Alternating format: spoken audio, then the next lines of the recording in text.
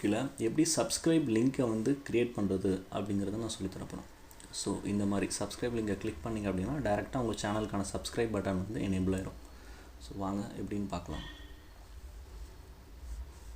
இதுக்கு ஃபஸ்ட்டு என்ன வேணும் அப்படின்னா உங்கள் சேனலோட யூஆர்எல் வேணும். சேனலோட யூஆர்எல் எங்கே எடுக்கலாம்னா உங்களோட சேனல் பேஜுக்கு போய்ட்டு மேலே டாப்பில் பார்த்தீங்க அப்படின்னா அந்த யூஆர்எல் இருக்கும். அந்த யூஆர்எல் எடுத்துக்கோங்க. நெக்ஸ்ட்டு அது கூட ஒரு கீவேர்டு என்னென்னா $sub_confirmation = 1.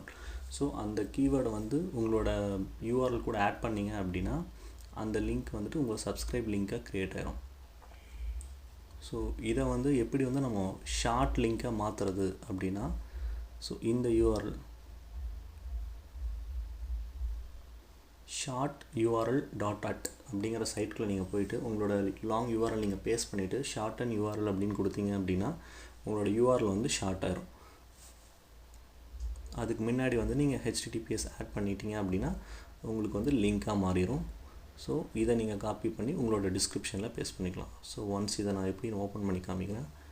இந்த லிங்கை நீங்கள் ஓப்பன் பண்ணிங்க அப்படின்னா உங்களோட சேனலோட பேஜுக்கு டைரெக்டாக சப்ஸ்கிரைப் பட்டனோட போயிடும். ஸோ என்னோடய வீடியோ உங்களுக்கு பிடிச்சிருந்தது அப்படின்னா லைக் பண்ணுங்கள், சப்ஸ்கிரைப் பண்ணுங்கள், மறக்காமல் ஷேர் பண்ணுங்கள்.